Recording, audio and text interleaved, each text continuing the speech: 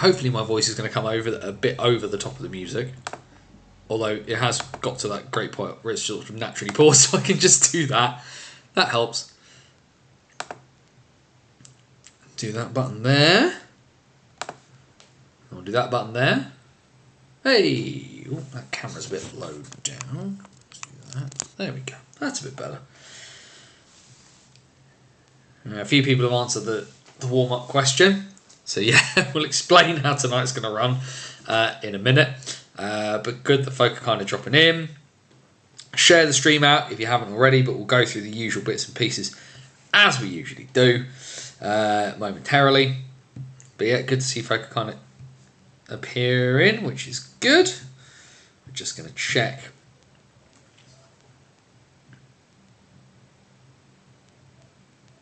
A few bits and pieces, make sure stuff is coming through.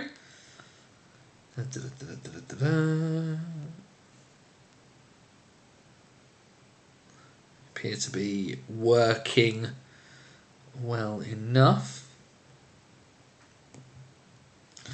Which that seems to be okay. But yeah, a few folk obviously still working their way. A few folks still working their way in, obviously. But yeah, like I said, make sure you share the stream out if you haven't already. Put the link out in the usual places, and we'll get rolling momentarily. He says he's knocking back lots of water this evening. We're just in proper flushing out the system mode, I think, today. Oh, dear me. But yeah, do say hello if you're in chat, and we'll, like I said, we'll just give it another moment. You're not the first person I've met, Ben, to say Guinness. I've always never had a big issue with them. I know a few people, particularly when they've had one too many, have a few issues with with bits and pieces afterwards. Either way, we're going to muster as much energy as we have for this bit. Guys, gals, and the gender fluid and all beyond the binary, it is Wednesday night, and we are back as we should be at 8 PM, and this is the BOTW What's Current Stream. My name is Anthony Russell here, once again to walk you through the weird, the wacky, and the wonderful that is the National Ice Hockey League structure here in Great Britain. We focus on the National Division. That is our bread and butter, that is our home port, but of course we take a moment to look through absolutely everything that covers the spectrum from the NIHL. That means the National Division, as well as Division 1 and Division 2 in the north and in the south. So, I've felt better. I've got an upset stomach. It turns out I've managed to eat something that I apparently now have an intolerance to. So we're going to roll with what we can this evening. And given the fact there's not tons of fixtures to talk about next weekend, show might be a tiny bit shorter as a result. But we're going to keep rocking and rolling because there is a lot of stuff to talk about in the NIHL, both from last weekend and what's coming up this weekend. But we'll get to that in a second, because of course we do need to go through our little bits of housekeeping at the top of the show. Bannersonthewall.wordpress.com, your number one site for all things related to the NIHL, where of course you can keep tabs on my hockey journey across the country this year in our Banners on the Road series, where the Bison and what I based the website on have wandered into the mists for the time being. I'm basically doing my little tour around, seeing as many different teams I can in as many different places as I can get to within a couple of hours drive of my house for the most part.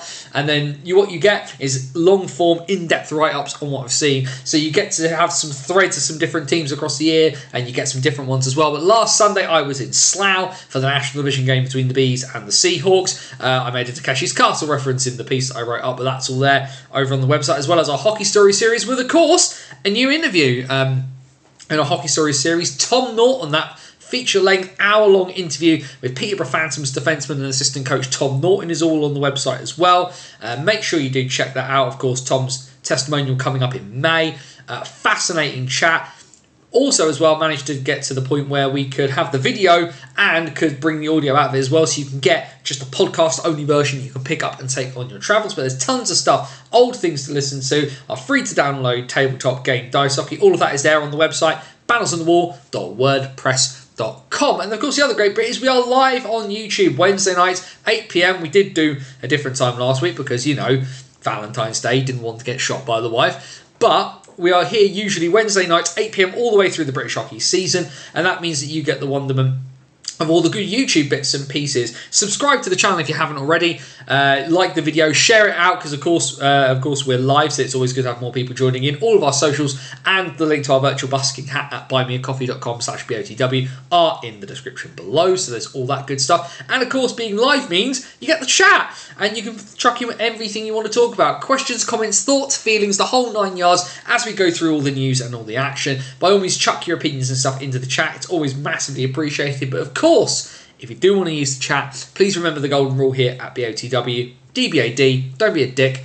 be respectful of other people's thoughts and feelings, and we're going to have a wonderful time. Well, haven't we got some interesting news coming out for the NIHL this week? Of course, nothing confirmed from England Ice Hockey itself at this point, but we did see, and we've seen in the last couple of weeks, a logo appearing. Some people had some interesting thoughts on it, but what we saw was the logo for a team called the Cardiff Canucks, coming out of Trevor Hendricks and Hendricks Hockey, based out of Cardiff in South Wales.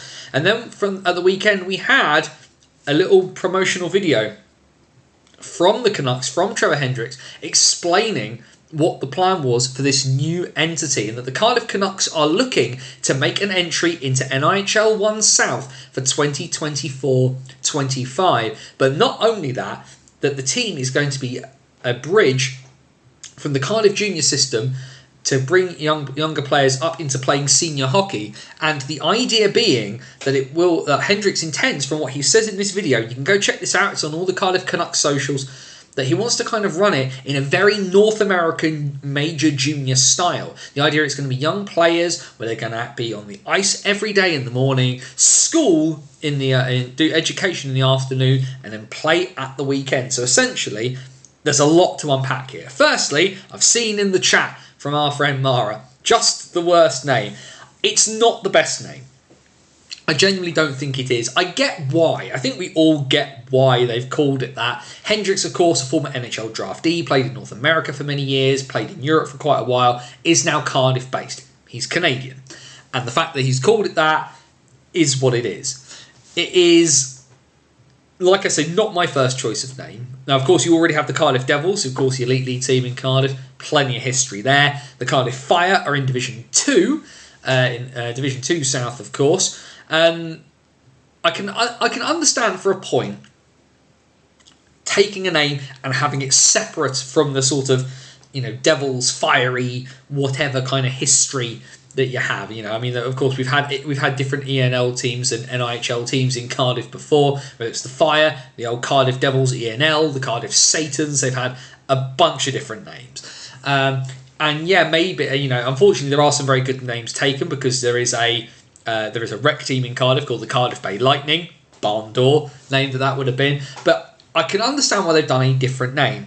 The Cardiff Canucks just sounds weird, and it makes it sound a bit rec team-ish, if I'm 100% honest. Not my choice of name, for certain. And I'm not massively sold on the logos either. The visual presentation there isn't quite there for me.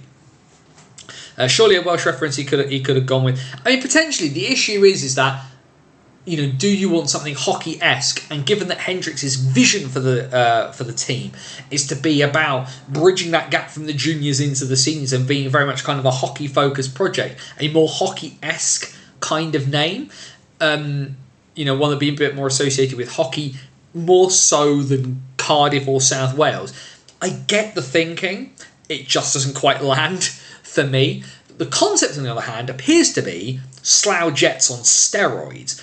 More kind of what we used to see with the Okanagan Academy that Steve Nell and Aaron Nell and Ryan Aldrich and stuff like that ran in Swindon pre-pandemic, and of course isn't there anymore. The idea of youngsters being on the ice in the morning, school in the afternoon, and then just playing lots at the weekend. But the OHA was stopped itself at the under-18s level, and of course lots of those youngsters were kind of then fed into the Swindon Wildcats system as a result. That's obviously stopped as a result of the pandemic, and it is now no longer there. So Hendricks, in a way, looks like he's trying to kind of revive that idea, using the Cardiff junior system as a base and letting those sort of 16, 17, 18-year-old youngsters kind of work their way up and through into senior hockey. Now, whether in British hockey, South 1 is the model for that, is the place for that to happen, I'm not sure. However, it's a good starting point. particularly, of course, if we're looking down the barrel of next year. Haringey, the Haringey Huskies are set to step up from Division 2 into Division 1. That was their announced intention. Whether that comes off, of course, remains to be seen. But that would make a 9-team league. Cardiff then coming into Division 1 would then make a 10-team league. Better for scheduling, easier to just work out for everybody, all things considered. And so that, again, they're walking into a space where there is a space to be filled. You then have a choice. There's some of those younger players who want to press on and get really, really good can go to the Canucks. Some of those older guys or some of those lads who are not quite at that level, who do want to push on, can't push on, don't feel like pushing on, have the Fire as an option in Division 2. But will they be accepted? Because the big issue for a team of youngsters is always going to be, are they going to be competitive? Because in Southbourne at the moment, we of course see the two ends of that spectrum. You've got the Milton Keynes Thunder at the bottom of South 1, who are competitive in individual instances, but are not competitive across the course of the season, even with some older, more experienced players in the lineup, like Julian Smith, like Mark Austin. And from what we know, the owner of the Thunder is absolutely adamant that team will not step down into Division 2, even though lots of people have said it in the chat in the past, I've said it in the past, and I think a lot of other people have said in the past, the Thunder need to make a serious consideration to stepping down to Division 2 so that they are competitive and it's not just these poor kids getting pumped week in, week out. This partnership with the Lightning that MK have had this year has worked in instances, but it's not worked really on the whole. Ben Norton is seeing more rubber than a Pirelli factory. The Hamill brothers have sort of been rotated in and out of it. Have looked fantastic when they're there. Ben Davies has looked pretty decent on the, certainly the game I saw the Thunder play looked pretty decent, but it just doesn't seem to really work on the whole. The flip side of that equation is that you have Slough, with their average age of 19.8 years, if you look at elite prospects. And Slough, well, yes, the title is gone in Division 1, but that team are about to walk into a cup final on Sunday. They beat out Chelmsford with all of those ex-National Division EPL level players, and are in now. And Slough are a very good team. Not only are they good, they're fun. They're really exciting to watch. I've had the opportunity to watch the Jets a couple of times this year. They're a great side. And they are really... So, Dan, not Ben Norton. One of the two. To be fair, both Nortons, Bob, have been lit up like Christmas trees at times this year, so you'll forgive the excuse on that. Excuse me. But either way, where do Cardiff land in that mix? Because if they don't have to be Slough, but they can't be Milton Keynes. And the issue that I think that Trevor Hendricks is going to have in the immediacy is that he needs to show quickly that what players are coming through and how this is going to work. Because ultimately, if he wants youngsters to come in and get this sort of hockey and educational package that kids are having in, not just major junior leagues in North America, but junior leagues in America as well, whether it's AAA, Junior A, Junior B, Junior C, whatever. It happens in a lot of places. Andre Payet, God rest his soul, was doing similar work. In the sort of lower levels of junior hockey in Canada before he passed away. You'd have young guys, they be 16, 17, 18, the older ones, 19, 20, but they didn't have to be at school, but the younger ones did. And you work out getting them, their education and stuff to kind of work, to work that through. But yeah, the big question there is, can he go to the England ice hockey meetings during the summer and say, we're able to put a team out, we're going to be competitive, not just as a junior side, but we can be competitive in a senior league against all these other guys. Who is signed up for this project? And that's the thing. That's the thing there is that obviously he's not going to show all of his cards in the what are we now, the third week of February 2024, with the season quite a way ahead, but he's going to have to eventually not quite hold the card so close to his chest in, because ultimately he's got to make it past, Mr. Bartlett in Chelmsford, the Dangers in Streatham. He's got to make it past, Lucas Smittle. He's going to need to get the team elected into the league. Now, ultimately, I personally believe that they will not be granted Division 1 admittance off the bat. What happens in terms of the Fire, I don't know.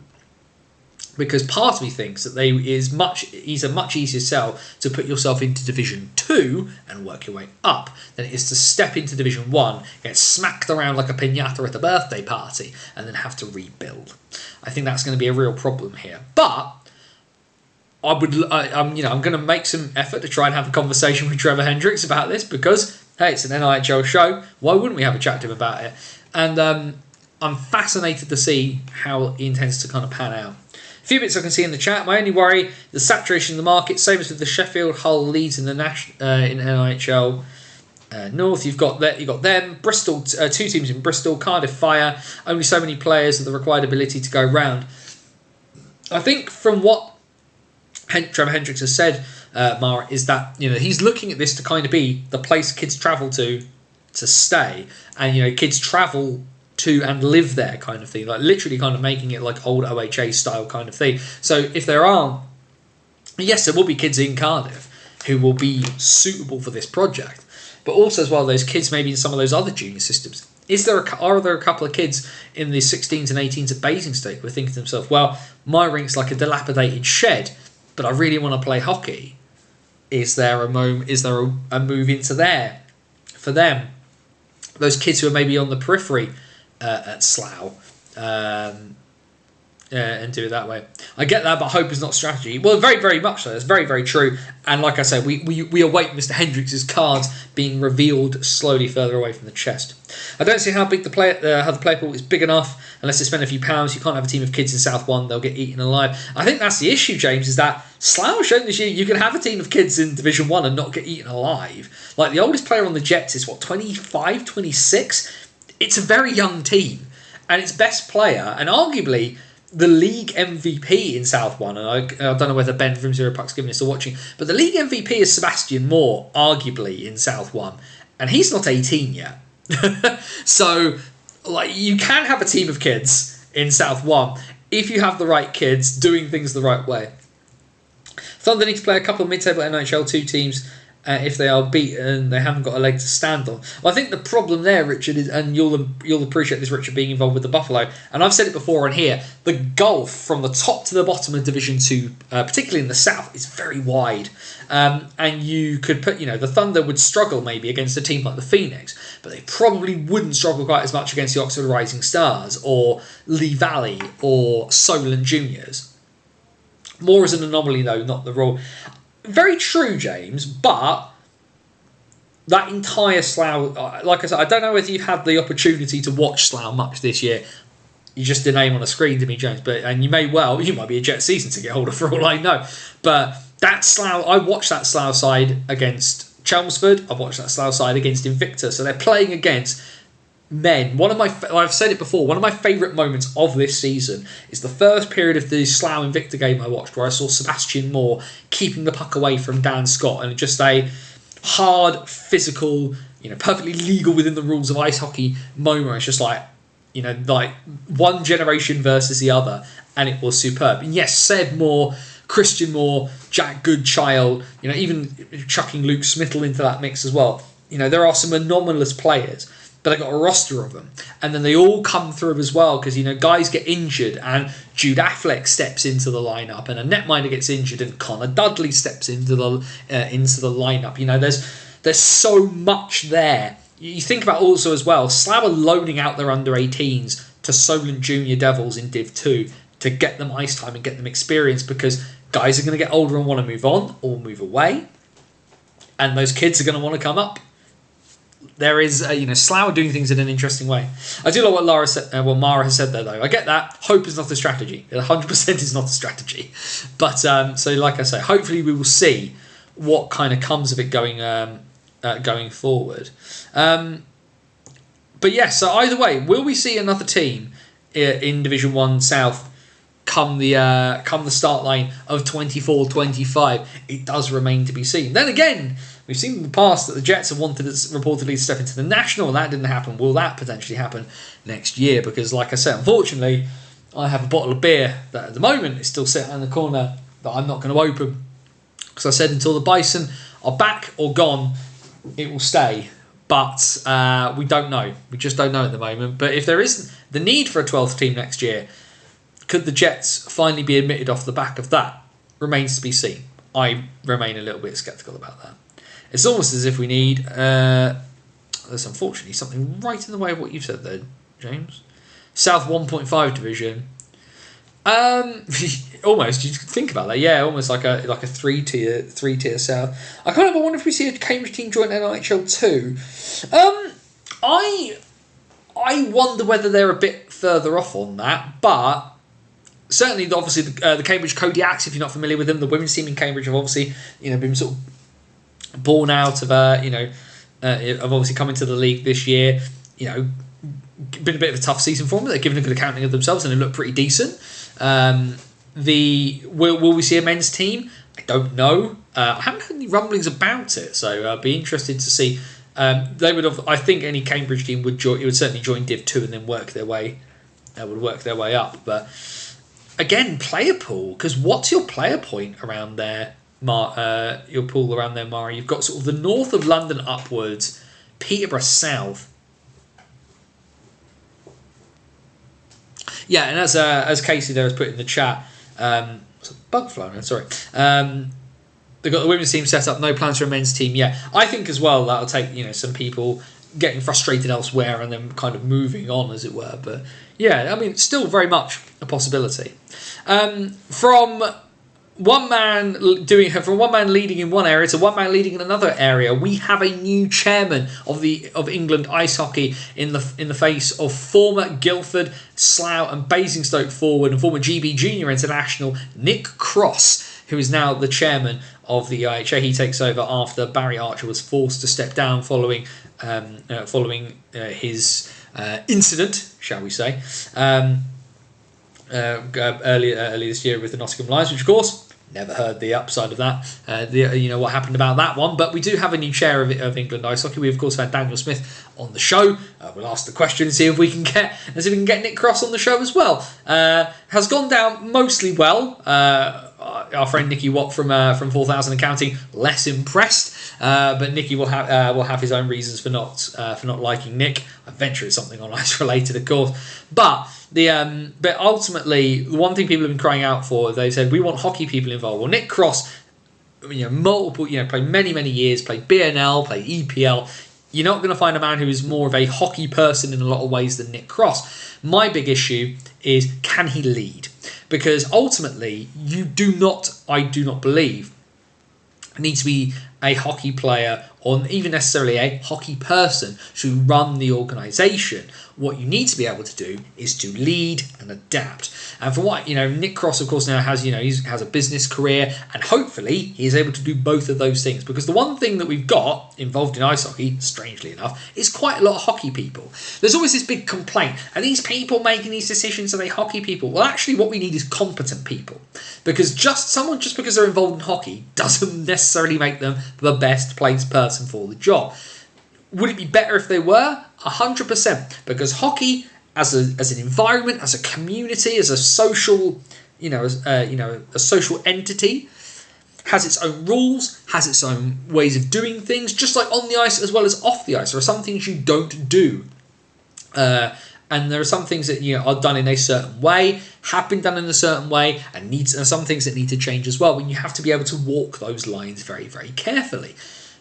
If somebody knows the sport, they immediately know where some of those lines are, and it's easier. Now, the problem, of course, is some of those lines are ridiculous and make people do ridiculous things. The game's gone soft. Well, it's definitely not gone soft. It's just being played in a different way, and we're much more conscious about the fact of the damage the sport can do to people. Apologies, let's have a quick swig of that. So yeah, the fact that Nick Cross is now in, very interested to see what kind of his first order of business as chairman is, what sort of bits of responsibility he will kind of push to the forefront, as it were, especially of course so recently post rebrand that obviously Daniel Smith was involved with. There's a lot going on for England ice hockey at the moment, so remains to be seen. We obviously do need to let Nick Cross get his feet under the table, get any decisions made at all, and kind of see where it goes from there. Either way, we have a few bits and pieces to kind of go through. We'll just very quickly look. So there's a few games going on tonight in the Elite League. Nottingham and Cardiff tied at 2 at the end of the first. Guildford a goal to the good up against Glasgow. That's in the second period currently. Just seeing who scored the goal for the Guildford Flames. Brett Ferguson. What a massive surprise that is to absolutely nobody. So like I said, obviously, fair bit kind of going on. The other thing we'll talk about very briefly before we start looking at results and fixtures, DOPS, of course, because there's more announcements and bits and pieces on that have come out, and of course the one that's kind of proven the most controversial, I think, is probably the best way, is the 12-game suspension to Craig Wallace of the Peterborough Phantoms 2 for let me just pull up the bits and pieces, because he was given a Tier 3 suspension for slashing, dangerous slashes, one of which resulted in a facial injury to the opponent, therefore suspended for 12 games. For those of you who haven't seen it, I mean, I certainly retweeted it. Craig put out his own statement, certainly accusing the person of the, firstly, the video is relatively clear. He does slash him. But Craig, is of course entitled to speak his piece. Talks about the fact that he says, where's the bit in here? Quote, claiming a facial injury is beyond a joke. As I checked with the player once off the ice, as I was very sure I hadn't connected with his head. He couldn't provide any evidence of a facial injury. He also couldn't have been that injured as he played in the consequential power play. The referee wasn't aware of the incident, so the only evidence that DOPS can build their decision off is what Oxford have said. The quality of the video is awful and doesn't show any slash to the face, meaning I have no leg to stand on. If I wanted to appeal this ban, I have to pay £500 from my own pocket.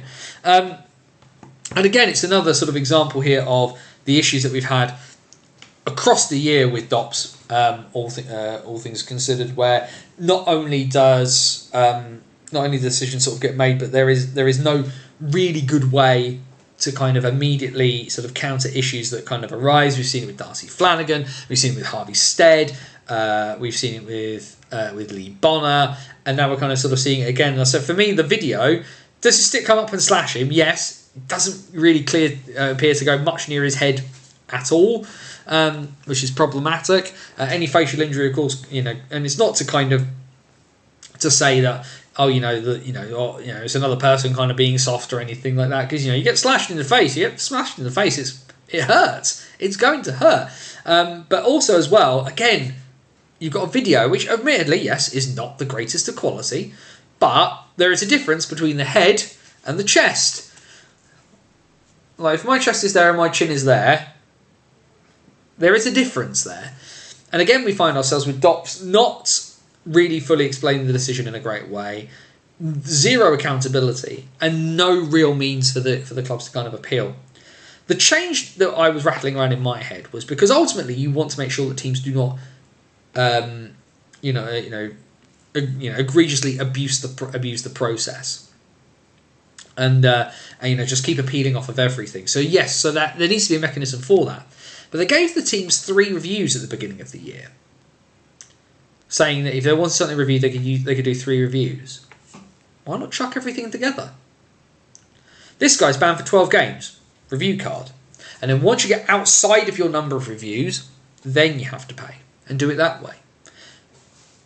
That would in some ways kind of make more sense, because that way you're encouraging teams, if they really feel aggrieved, to put in an appeal and do something about it, and you are encouraging them to hold the Department of Player Safety to account, rather than guy like working stiffs like Craig Wallace, who plays hockey at the weekend because he loves sport, need to find £500 so that he doesn't miss the rest of the campaign and the cup final that Peterborough are playing in this weekend, when ultimately he doesn't believe that the penalty justifies the suspension.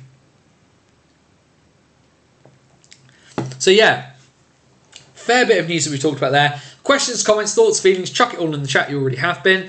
Chrissy's have U10s to U14 teams playing there. Might be waiting for them to get up to under 16s and onwards before they have the player pool. That's fair enough about Cambridge. Kodiak's decent at that level. Ran top of the table Cardiff Comets. It's a good game. After game, some decent uni players on the ice. Yeah, I've heard some good stuff about some of the uni stuff that's going on recently, which is interesting to see. Either way, we will hit the button. And we will pull up the bits and pieces from, and we'll have a quick look at last weekend in the National Division. So, yeah, boy, what a weird weekend it started off as. Last Friday night, the 16th of February in Swindon, and a huge win for the Sheffield Steel Dogs. A 2-0 shutout win for the Dogs in Swindon. The Wildcats utterly pooing the bed on this one, and the Steel Dogs, who played short. Jonathan Phillips turned up with 3 minutes left of warm up, having taught in a school all day, and the Dogs still won. Is a tough one on that one. So either way, this is one of those reasons why good teams lose hockey games. And I've said before, Swindon, especially where I've watched them recently, good teams find a way to win, but sometimes they will also find a way to lose, and they certainly lost that one. A big win for the Steel Dogs, as they're still mathematically, of course, not out of playoff contention. Saturday, then, a big win for the Bristol Pitbulls as they look to try and claw in the other teams above them. That 3-2 overtime win, their first win in quite some time over the Bees. Leeds decided to give Peterborough an absolute almighty kicking. Tyler Delabatouche given the start in this one up in Leeds, with the Knights putting the Phantoms very cleanly and clearly to the sword with a 7-2 win there. Good win for the Raiders as well. They win by 4-2 at home against the Telford Tigers. And then the first of the doubleheader weekend up in Solway. And the Sharks get a point, but it is an overtime winner for the MK Lightning in that one. So the points split 2-1 in favour of the visitors on Saturday evening. The two teams then, of course, met again on Sunday, but we'll talk about that in a minute. Because Swindon then, having lost on on Friday evening, Saturday evening they got back to it in another low-scoring game. But this one they do manage to win, a 2-1 win in regulation for the Wildcats, for this, given the Seahawks were on their travels this weekend. And then we can see what happened with the Seahawks. They lose by 5-4 to the Bees. Right up is there on bannersonthewall.wordpress.com. You get the in-depth view on that one. Very weird game. The first 40 minutes were, I think, stodgy is probably the best word I can use to describe that game. And then, strangely enough, it's 2-2 going into the final period. And Gianni Vitali scores, I think it was 33 seconds into the third period. And the game just opened up. The last 20 minutes were better than the previous 40 minutes combined. It was a tale of two sides, really heavily relying on the top two lines. Not really having much depth or using much of their depth in any way, shape or form. And then ultimately in the third period, it just kind of turned into a bit of a gunfight. Hull looked to be dead and buried and then pulled their way back. And then as soon as they got within a goal, just ran out of ideas and ran out of steam. So the Bees taking that one. It should be said, though, Jordan McLaughlin, very clearly, very good. If you don't rate Jordan McLaughlin, I don't know what to tell you. Having given Peterborough kicking the night before, the Knights go to Peterborough and absolutely smash them again. 7-0, a shutout win for Sam Gospel in Peterborough. The Phantoms conceding 14 goals in 2 matches and only scoring 2 on the weekend. Sheffield come back down to earth with a bump, having won away in Swindon. They get handily dismantled by the Raiders by 9-1. An important 4-point weekend for the Raiders there. And then Solway, well, they and Milton Keynes, between the two of them, decided that defending is for chumps. So they just decided to go completely backwards and forwards. Ultimately, Tim Wallace's penalty shot is saved at the end by Callum Hepburn, and that puts the Sharks over the line. A 3-point apiece split. Massive, of course, for the Sharks, given the results for the Bees and the Raiders on Sunday. And then the final game there, a 4-point weekend for the Bristol Pitbulls. They go to Telford and find a way. Not just a win, but a win in regulation, of course, for Jamie Elson's side. Huge result for the Pitbulls, all things considered. And that means that they pick up their first 4-point weekend. I can't remember when their last one was off the top of my head, but certainly back-to-back wins, a little bit of confidence as the season starts, edging ever closer to its conclusion. Then, of course, we've got our boy Max Van Mullen on the graphics for this upcoming weekend. There is, of course, a game on Thursday, but Max has done the weekends for us on that one as well. He says very, very quickly, just clicking some buttons because I do want to quickly get because there is the Thursday game, because Max has done me the Saturday and the Sunday, but he's not done me Thursday evening, because there is another game. He says quickly skipping forward. Where are we? Because we have this Thursday, 7:30 PM at the Castle. It's Leeds versus Hull, and then of course we get into Saturday in Max's fantastic graphics. We get Bristol versus Leeds. So if Bristol want to get a third win back to back, it would be something of a surprise. MK take on Hull in a preview of the National Cup final, which we know is going to take place towards the end of March. Sheffield take on Peterborough. Solway versus Romford in a huge game with massive playoff implications. A big one for whoever wins this, of course, when you consider that the Bees are not playing on Saturday night. And then Swindon take on Telford in Swindon. Hopefully that one is better than the last time I saw these two sides play against each other. And then on Sunday, the Bees are back in action. They take on the Swindon Wildcats. Hull take on Solway in one of the Solway's shortest trips of the year. Leeds versus Romford. So there's some real, you look at those 3 games there with those massive playoff implications. We'll look at the table in a second, but some really big important games there at the bottom end of the playoffs. Peterborough take on Bristol and Telford take on Milton Keynes on Sunday. And then we got the table for the National Division, as we can see. Officially, both 2 teams qualify for the playoffs now in the Leeds Knights and the MK Lightning. The Knights still in the driving seat, 2 games in hand and a 4-point gap over Tim Wallace's side. Swindon then in 3rd, followed by Hull, Peterborough, Telford, and then we're down into those 3 teams really playing for those last 2 spots in the playoffs. And how crazy does that look? 3 teams on 37 points. Advantage Raiders, they do have the game in hand, but of course they do have to win it. Solway get 3 points out of the Milton Keynes and drop out of the playoffs, which is pretty mad. It does look like ultimately, as you can see there, the maximum points there. The Bees and the Sharks can get to 61. The Raiders can get to 63 with their game in hand. That of course will be that game against Leeds, which is probably going to be quite tough for them. And then Sheffield in 10th and Bristol, despite their 4-point weekend, are still bottom of the table in 11th place. Just looking at some bits we've had there. Cats Dogs to the battle of the goalies. They were standing up very solid. Perry only let in 1, the second was the empty net. It was a dull game, but great if you like watching goalies. 4 points out of a possible 30 for versus MK, Leeds and Swindon for Peterborough. Yep, pretty bad stat. Over 200 MK fans to Solway treated brilliantly. Very friendly by all accounts. A smashing weekend. I cannot say enough about Solway. The magic on the Nith. If you've not been this year, you need to go next year. Superb place. Steel Dogs were atrocious on Sunday. Watkins will have nightmares about Pekka. Good numbers in his career. Sports not producing much and took too many penalties Saturday. I think 3 from 4, Anthony. I would add Telford into that mix as well. I think Telford have got enough to push themselves away from that, Jamie, which is why I've not included them in it. It would take, the discussion about Telford has been about the imports this year. They've definitely not been as impactful as they could have been. I think Tom Watkins will look at different options for next season, apart from, of course, Vladimir Luka, who is ridiculous. But I think Telford have got enough quality in them to push themselves away from that pack of 3, which is why I've not included them in that, all things considered. But still plenty to talk about there. Lots of good stuff this weekend, and like I say, some massive games in that race for the bottom end of the playoffs. I still don't think that Sheffield and Bristol can pull themselves into it. Apart from that Luca Mackenzie Howes line, they are pretty blunt. They have been pretty blunt, which is why, like I say, I think they'll go for different import options next year. I think the thing as well for Telford is hopefully we'll have some guys come back from injury as well. If Jason Silverthorne's able to play next year, does he play? There's a lot of things in the end. The one thing you can't count out is Tom Watkins. Tom Watkins is a smart man and a smart coach. There's a lot of things going on in that head that we can kind of talk about. Either way, then we will move on to the north. We'll have a look at the results from last weekend, and the M56 Cup has its home. It has been claimed by the Blackburn Hawks, having finished second in the Northern League, which of course has been taken by the Edinburgh Capitals. A 9-0 win for the Hawks means that they take the extra cup competition in the north with that. So congratulations to Dominic Osmond and the side up there.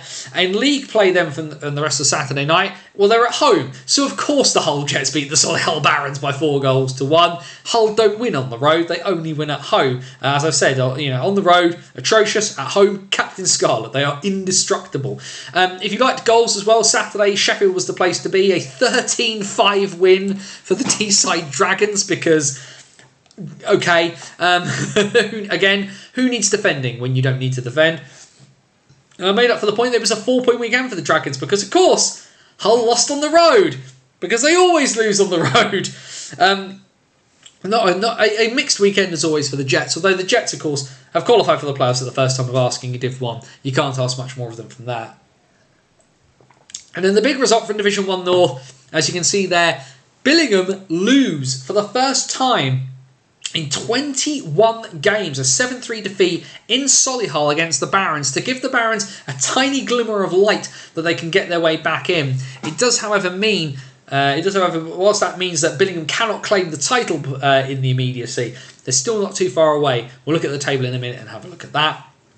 Whitley then, with a narrow loss at home, they lose 4-3 to the Hawks in regulation. Not a great result for the Warriors there, but a good weekend for the Hawks, picking up that win to keep them in contention for third place and their first trophy of the year. And then, well, the Nottingham Lions did it again, a big win against one of their playoff rivals, that race at the bottom of North 1 for the last 2 playoff spots, and a huge 5-2 win for Matt Bradbury's side over the Widnes Wild, meaning that the Northern table.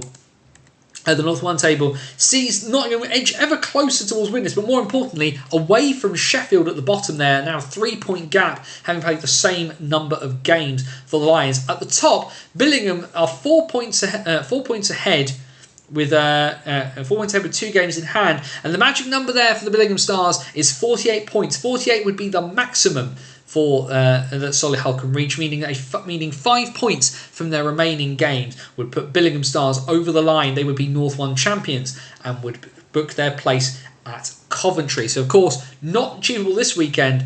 Given the cup final. So it'll be a couple more weeks before Billingham can officially claim the crown. Blackburn then in third, they have 34 points to D-side's 33 with 2 games in hand over the Dragons. Whitley in fifth, tied on points with Hull. Hull with the game in hand. Whitley finishing as low as 6th would be a big surprise there. And like I say, look at that Jets record. Yes, they've won 3 games on the road.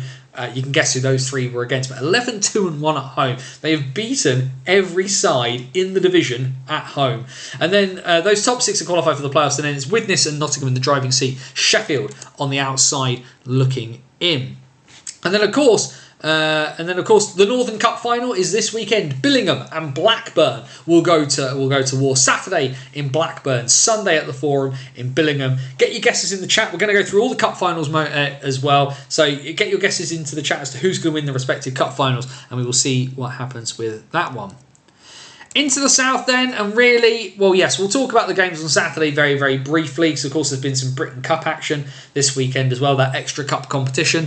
A 5-2 win for Chelmsford. Milton Keynes 2-0 up in this game, and then let it slip against Chelmsford. So, not something that the Chieftains will be overly happy with. I'm sure that Lewis Clifford will not be pleased with how parts of this game went. But the MK Thunder starting to punch up again.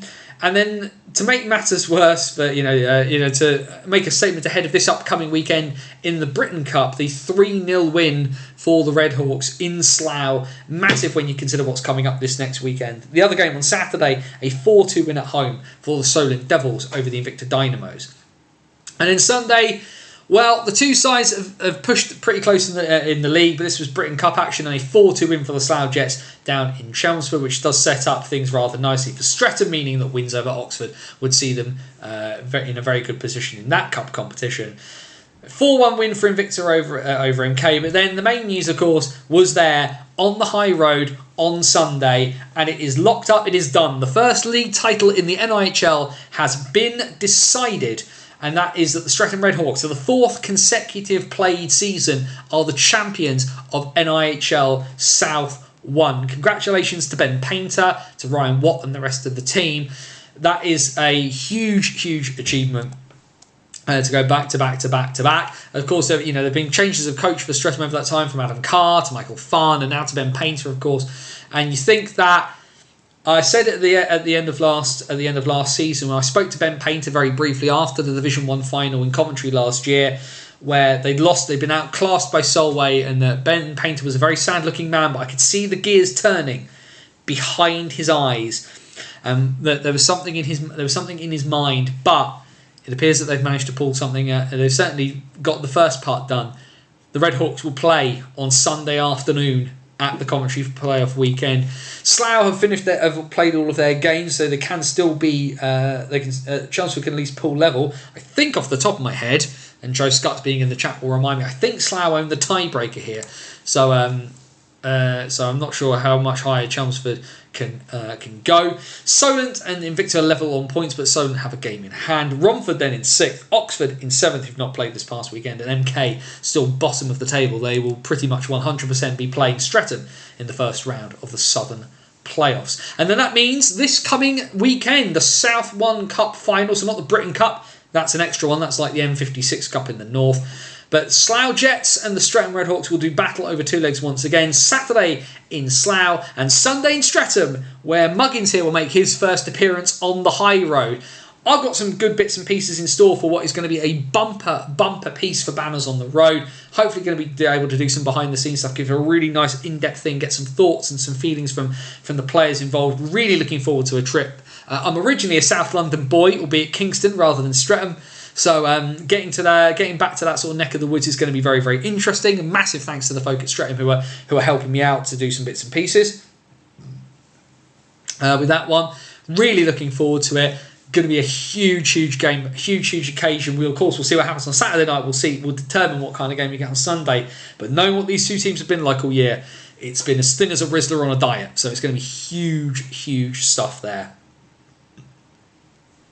Just looking in the chat there, so big thanks, of course, to Fate for chipping in. Whitley being the Oxford of the North, lots of promise before the season started, but all gone a bit wrong. I'd argue it's gone much worse for Oxford, James, so that's fine.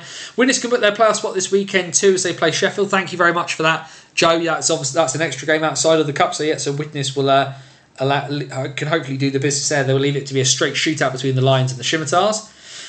Karen, hard to look past Billingham. To be fair, it is very hard to look past Billingham. It would take an almighty collapse for it not to be the Stars, but until it's done, it is not done, so therefore we do not say it is done. Pressure on Streatham for a much more competitive account of themselves when they get to the Coventry weekend.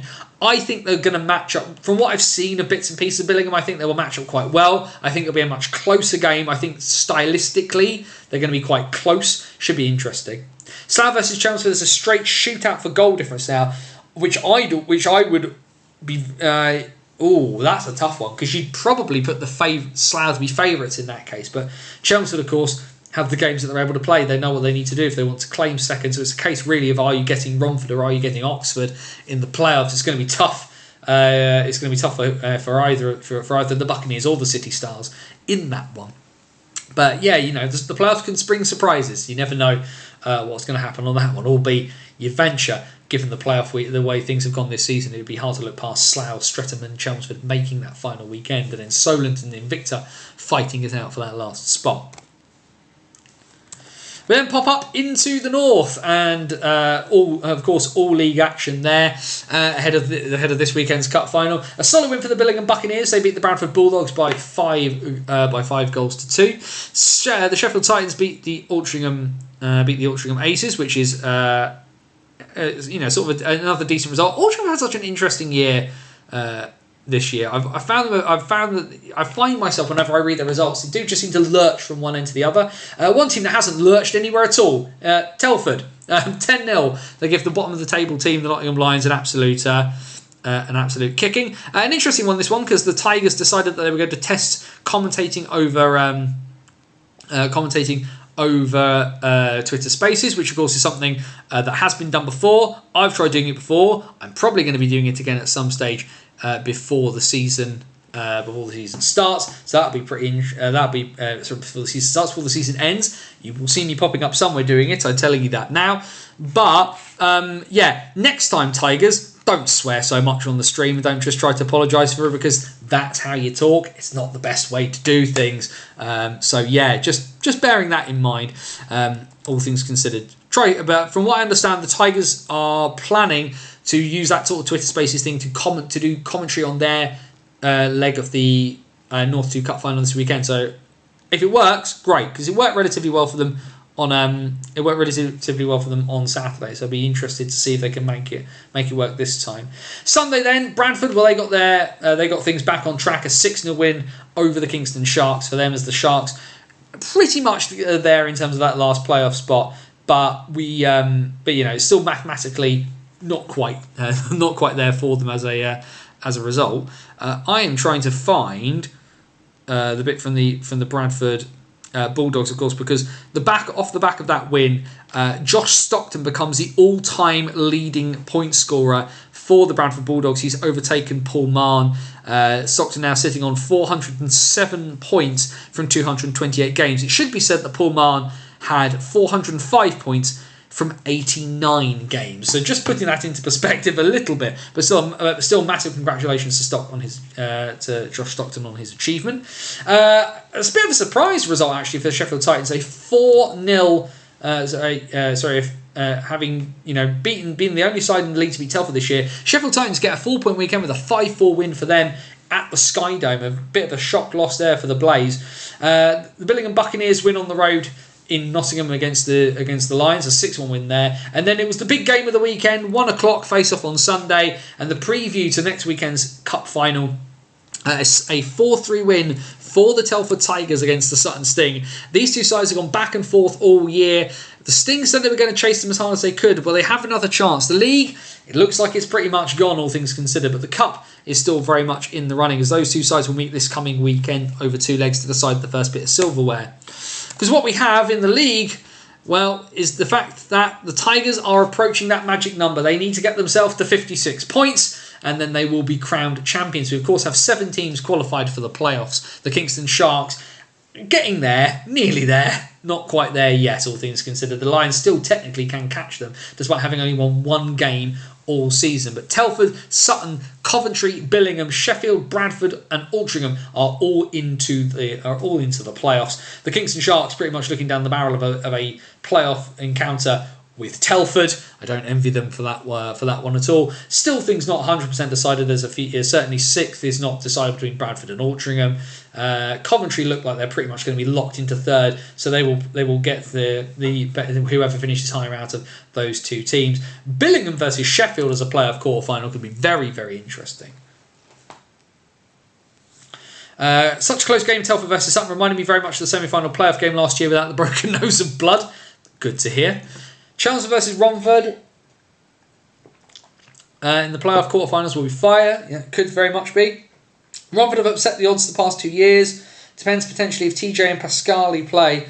I don't know whether they qualify for the playoffs this year for the Buccaneers. It's going to be the Brindley Cap show in the playoffs for the Buccaneers this year. I'm pretty certain of that.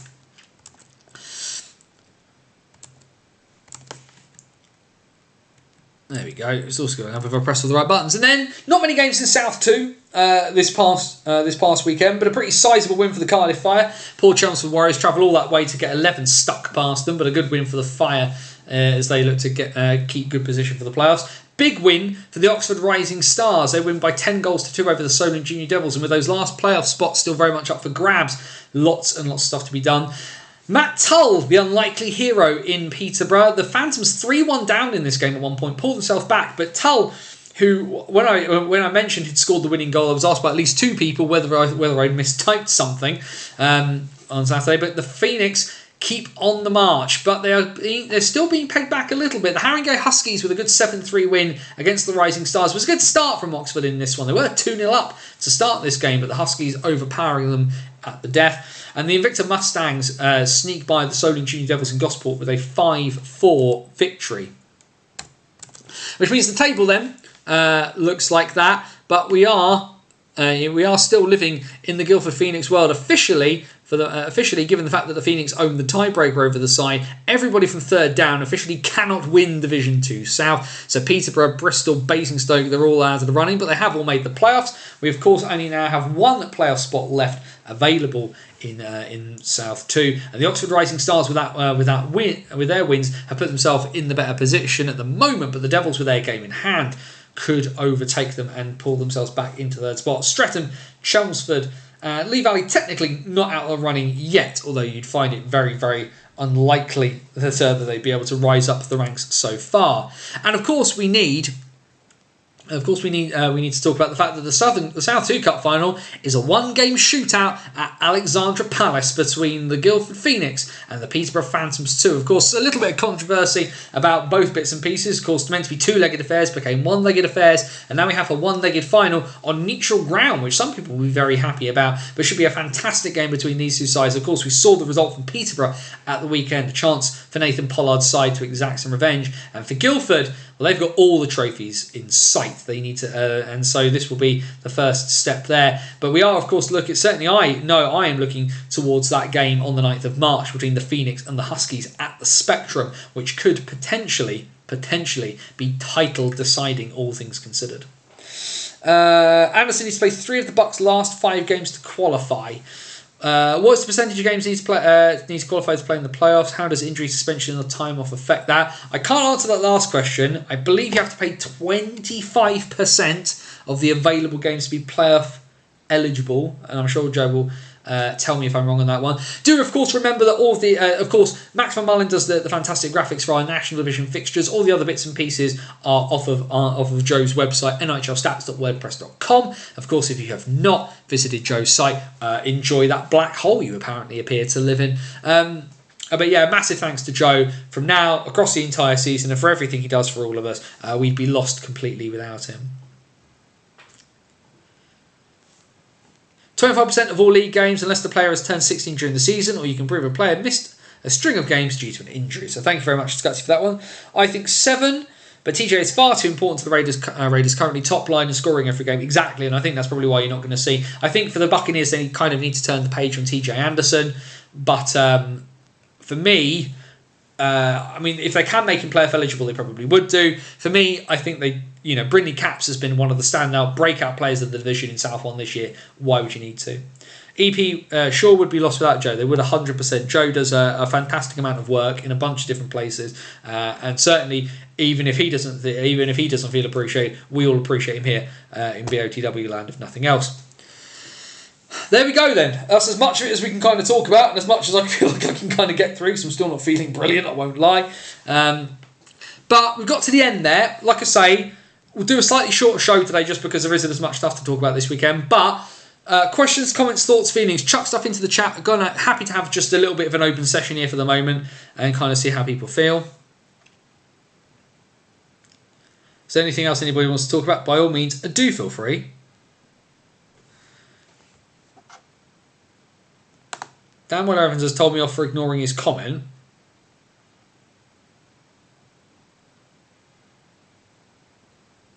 I can't see where he's made one. What have you done?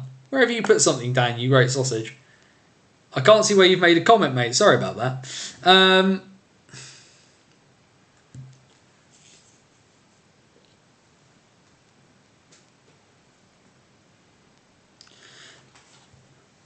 But yes, like I say, anything anybody wants to chuck in, anything anybody else wants to talk about, should be fantastic.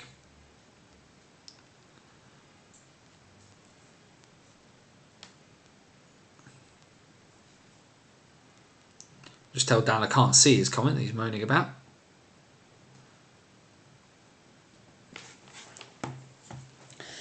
I hope you're finally on a roll. Yeah, it took him a little while.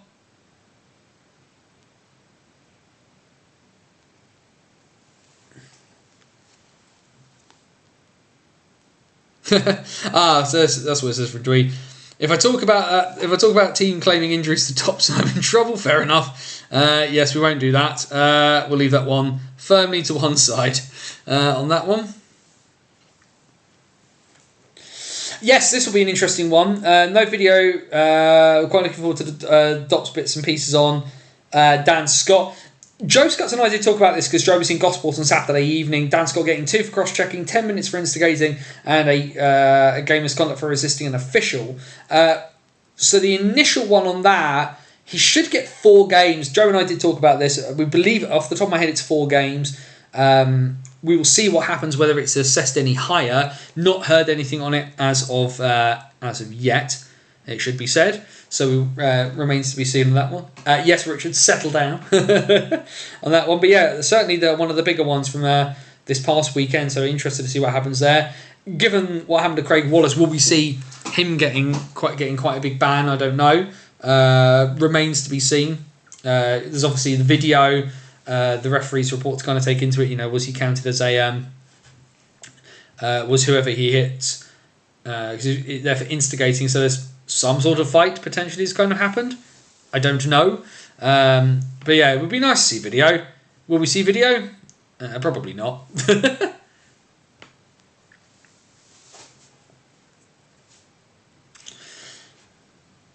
But yeah, certainly, like I said, for me, Streatham, Sunday, an appearance on the high road for me.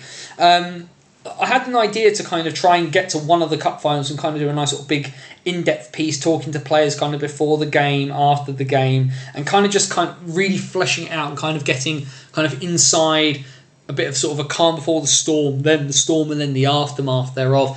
Obviously, going to be a bit of a pig because it's a little bit of travel, a bit of extra travel for me. Trying to drive through South London is never going to be easy, but these are the things that you do for the things that you enjoy doing, and I enjoy telling stories. I enjoy doing these kind of bits and pieces. So fascinated to see how it goes. I've been told where to park and where not to park, so that'll be fun. But yeah, I'm really looking forward to it. I'm also looking forward to seeing Slough and Streatham. It's probably arguably the two best teams. If it's still the rule you can take your own food and drink in, including alcohol, but which is, I think, beyond rare. I don't believe you can take alcohol in anymore, James. And certainly, given the fact that I'm driving from Southampton, I will not be taking alcohol. I will not be doing that. I certainly will be taking my own food, though. Definitely going to do that bit. But I've got got some plans and bits and pieces as to what to do in terms of making sure I have sustenance thereof. So I should be all right on that front. But yeah, I'm really looking forward to it. It's just like I said, it's going to be different for me. But this is the thing, I can't keep doing the same thing again and again and again. Got to try and branch out for my own sake, if nothing else. It's not, I want to provide quality stuff that people want to read, but also I write what I would want to read. And the opportunity, and I have to say, like, a massive thanks to Ben Painter on this. He's been really, really accommodating in terms of letting me come in and do this. When I pitched to him the idea of doing it, he was just like, yeah, great.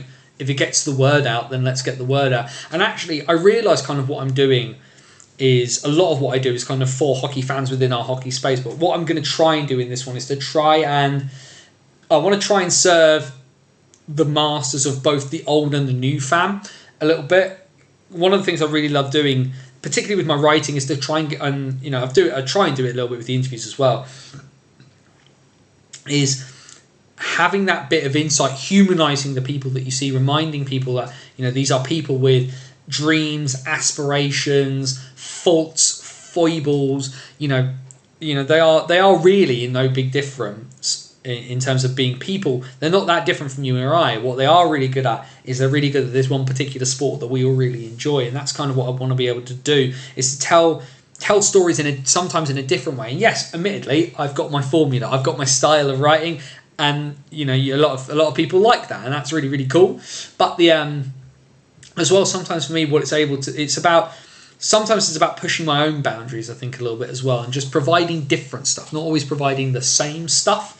And it's why I've been really, really fortunate to kind of do some bits and pieces like the World Championship programs and like the Olympic programs, which is different writing. And yes, I get to kind of do it in my own way, but it's a different master, and it's sometimes being quite compact. And the one thing I like to do is to not have to kind of force too much down. I like to let the story be told, and you can kind of pick out what you want out of it and kind of doing it that way. Not making it kind of choose your own adventure, but I like depth and I like detail, I think, is the thing. Like I say, I like to write what I'd like to read, and I don't. But sometimes you just have to do some different things. So yeah, Saturday, we're going to see what the result is, because it's probably going to make some very different stuff on the Sunday.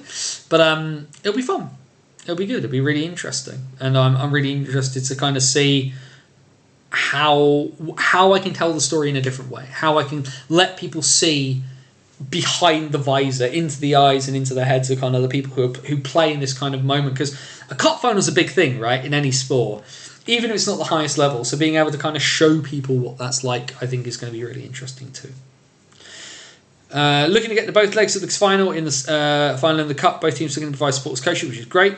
You've helped me push myself and try some new things by putting Buffalo in the fans' laps. Yeah, I'll thank you. Very kind of you to say, Richard. My only thing I would say to you is you need to put the times on stuff. You need to put the times on things more. And that's probably the only bit of constructive criticism I will ever give to people doing anything hockey related.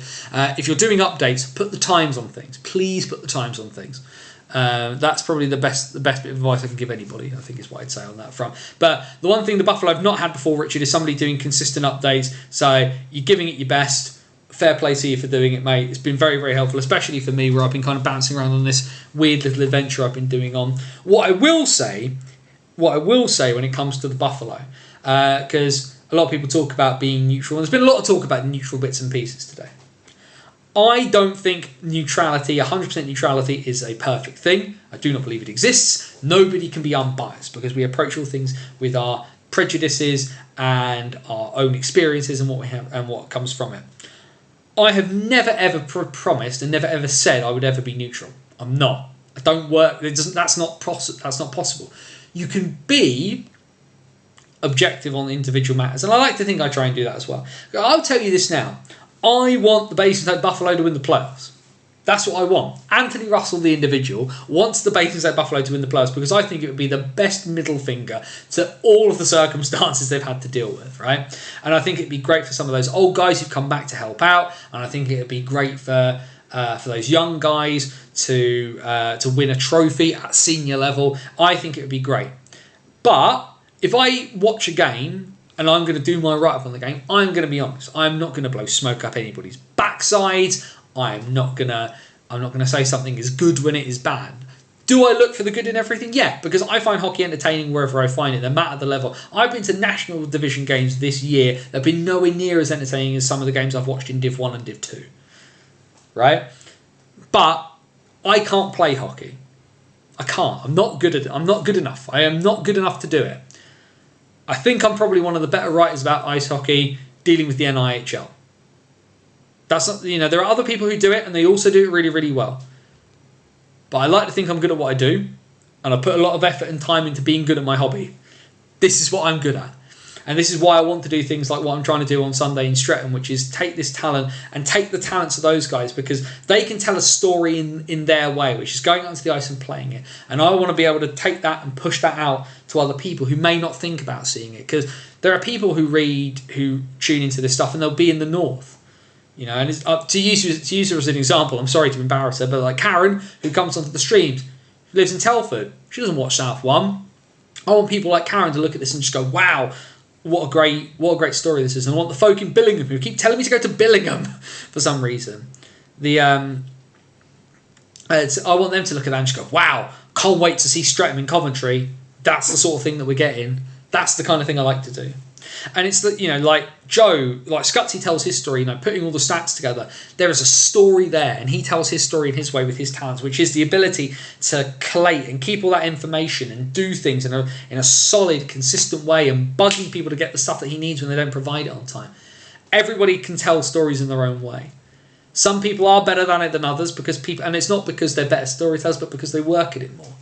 But there's ways to do it, and that's just what I'm excited to do. So that's that. That's on that one. We will have a quick look and just make sure no other news has appeared magically. I have seen that the Bees are going to be doing Sunday the 10th of March, Bees versus the MK Lightning, Pink in the Rink for the Pink Ribbon Foundation. So some great money for a good cause there from the Bees. Another solid jersey. Not the best of the year, but certainly looks decent enough.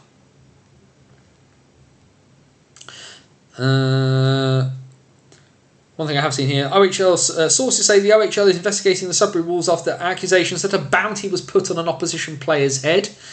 Right, okie dokie. That's good.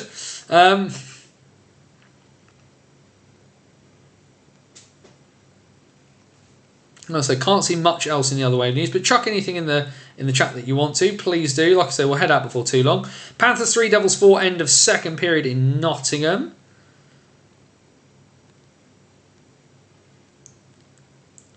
Just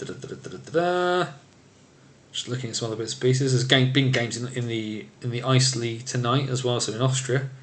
I think Graz losing 7-0 is a bit of a kick in the teeth for them.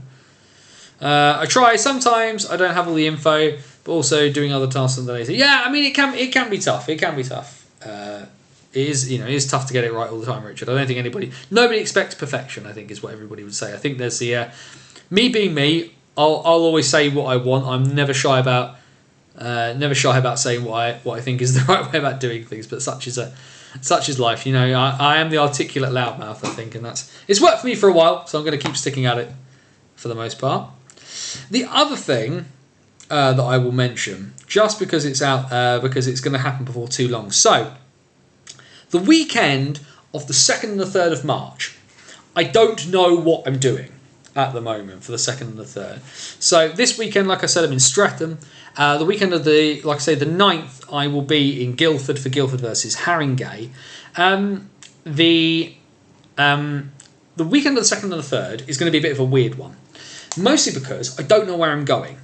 I've mentioned in the past, and I'll mention it again now just because it's obviously coming up, that back in October, I won a mystery football holiday. So what I've won is I've won this package that's flights, hotel, and a ticket to a random game. Now, I still don't know where I'm going, and I fly out in just over a week. I should be finding out tomorrow where I am going. Now, the issue, of course, is that I could be being sent to any number of places in Europe. And some of these places do not have hockey at a particularly high level, or may not have hockey where I am going. What I do, if there is no hockey for me to watch that weekend, I'm not 100% sure is the issue at the moment. If you've got any ideas of what you think I should do that weekend, in terms of a piece, an article to put out, do let me know. I'd be because, like I said, I'm a bit short of ideas. If I end up somewhere where there's hockey, that's nice and straightforward. I'm going to go watch hockey. So I'll do a game report. I'll do a banners on the road exactly the same as I've done anywhere else. And if I end up in a place that maybe has hockey on a really low level, I will dig and I will find something else. But even if it ends up being like roller hockey instead, maybe we'll do that. But yeah, I don't really know. But I should find out tomorrow where I'm going. The only place that is going to be a real problem if I kind of end up there is Portugal. Portugal does not have any Olympic-sized rink in the entire country, so it should be fun. But there we go on that front. So yeah, if you've got any ideas of what I should do, if I can't have hockey on the 2nd and 3rd of March, what should I put out? What sort of piece should I put out in terms of that? It should be fun. Should the National League follow the Elite League example and do a retro 80s or 90s weekend? Be fun in my opinion. Yeah, I mean a retro week. I think the coordinated events across the National Division I think will be interesting next year if the league steps out of the EIH and kind of does its own thing, because I think it'll be easier to kind of coordinate this stuff rather than kind of doing it a bit piecemeal of what we've had so far. Porto play in the Spanish league. I was not aware of that. This is where I end up in Lisbon.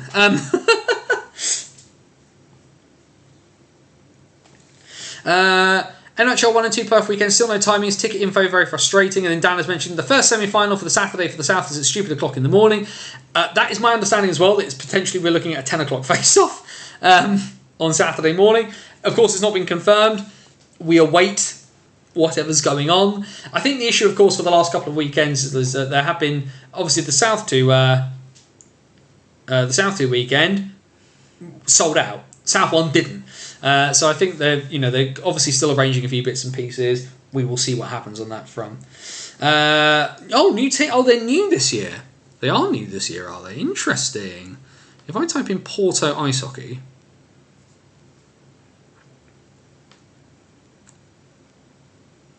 well, there they are. Well, would you look at that? That is a lot of Latvians. That is a lot of Latvians. What league are they in? Are they in the Spanish top league or in the Spanish 2? No, they're in the Spanish top league. Where are they in the league? Oh, they're 5th. Wow. Okay. Okie dokie. Yeah, that's a lot of Latvians. There's a few. There are some Portuguese lads in there. What else have we got here? We've got an American called Nick Kawasaki, who, according to stats, before this season, last played in the AIHL for the Sydney Bears. Finished. Oh, great! So there's no hockey to go and watch. Hang on a second. Why do I recognise that name? Why do I recognise that name?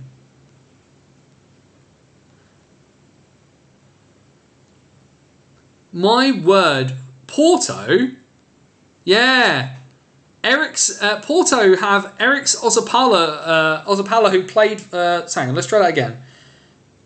Ozolapa, there we are. Former Invicta Dynamos forward. 12 points in 14 games an alternate captain for Porto this year. Do you choose which semi you do? No, I believe... Oh, actually, maybe that would be the way to do it. Yeah, so Ozapala, when he played for Invicta, 15-16 season, 33 games, 37 goals, 41 assists for 78 points and 108 penalty minutes. He's played, also played in Germany. He's played very briefly in Switzerland as well. Norway, he played Norway for a bit, played back home in Latvia. Played very briefly for Schweinfurt in the German 4th Division, the Bayernliga. So, blimey, that is a turn up for the books. I thought I recognised the name, and we did. Who's this other import thing? So there's a lad with a Canadian flag there. There's a couple of Czechs there as well. Blimey, that is a real hodgepodge of a team. Porto.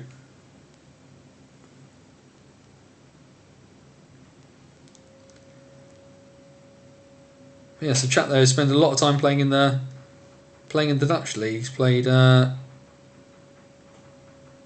swap the Dutch league for the Portuguese league and was called 22 points in 12 games. That's not bad. Right, either way, last call for bits and pieces. Just because, like I say, I'm gonna go and sort myself out. Like I say, I managed to go do an hour and a quarter despite not feeling at my best. Ex-Philly Flyers defenseman. I didn't recognise that name at all.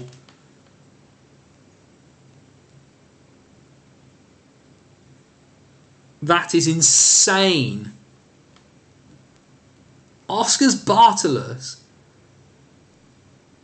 Flyer. How many NHL games did this guy play?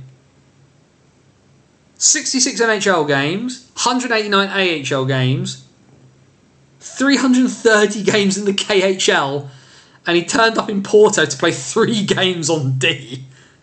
Wow. Wow, that's insane. I mean, fair play. The guy captained Vladivostok in the KHL. Also played for Donetsk in the KHL. Ooh, that feels a bit awkward now.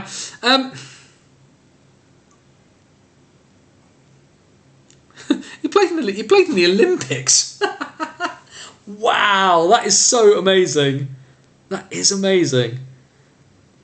I'm fascinated by this now. If I end up in Portugal, I'll still have a whale of a time. We'll figure something out.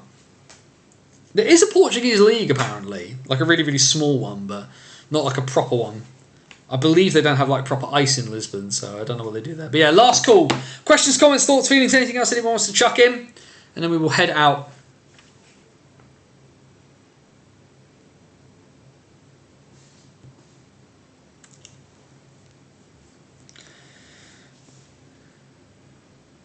Wow, that's just crazy. That is so much fun. Massive thanks to Mara there for turning us on to that one. There's an ex-NHL defenseman playing in the Spanish league for the one Portuguese team. That is crazy. That is crazy stuff. A lot of fun though. A lot of fun. This is why hockey is great. These sort of weird eccentricities of bits and pieces.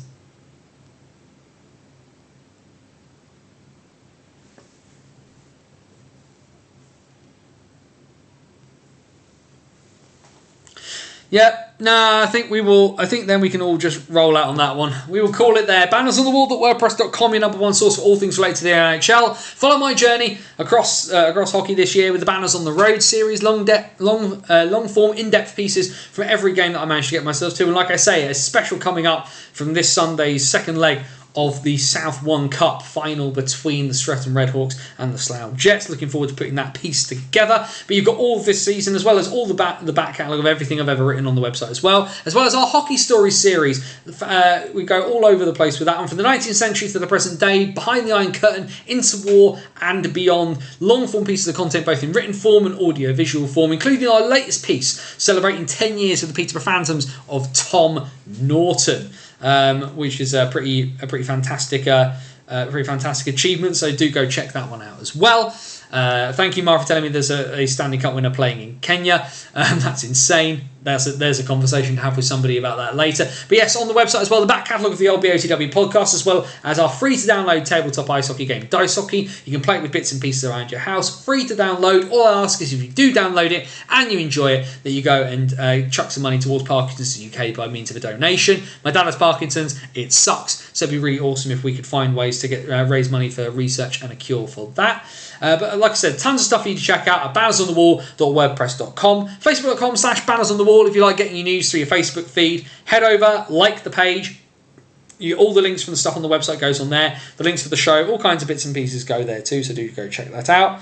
Twitter, X, whatever you want to call it, is at BannersOTW. That's the best place to keep up with me and my sort of rolling commentary on hockey as it stands. You can occasionally get some bits on the Twitter that you don't get on the website too. And of course, there's our virtual busking hat, which is over at buymeacoffee.com/BOTW. Never going to go behind the paywall, but if you do enjoy what you see, if you enjoy the content that gets created here by myself, then by all means chuck a few quid into the hat just to keep the wheels turning, the lights on. It's all massively appreciated. So thank you to all of you who have donated so far across this season. And then of course, it's YouTube. We're live on YouTube every Wednesday night, and therefore we get to tell you all the wonderful bits and pieces. So down there, if you haven't already, make sure you subscribe to the channel. Make sure you like the video, share it out. Remember, if you're watching live, share the stream out. The more people who come in and join in, the better. That's always fun. But that is the wonder, of course, of YouTube, is that there's a bunch of other stuff. You've got all the back catalogue of all the What's Current streams we've done on YouTube. We've got things like the videos we've done for interviews with people like Tom Norton, like Steve Nell, like Matty Davies, like Aaron Nell, like Jamie Elson. Plenty of stuff for you to enjoy here over on the Banners on the Wall YouTube channel. And of course, Wednesday nights, 8 p.m, you can join us back here for the first and the best live show that covers all things to do with the NHL, the BOTW What's Current stream. There we go then. I have not felt at my best tonight, so apologies if I've looked a bit pale or I've not seemed a bit off colour. It's because I am off colour. But that is how life is sometimes. Not everything can be perfect, and you sometimes can just go out and enjoy it no matter what comes. Be happy. And if you can't be happy, then whatever you do, wherever you are, please, please, please find a way to please be safe. As my friend Scotty Watts would say, take care of yourself and somebody else. For bannersonthewall.wordpress.com, this is Anthony Russell saying stay safe. And so long till next time. I'll see you on the high road on Sunday, and if not, you can catch me back here next Wednesday night, 8 p.m, for the What's Current stream. Maybe I'll be being sent somewhere where I'm going to get some hockey that following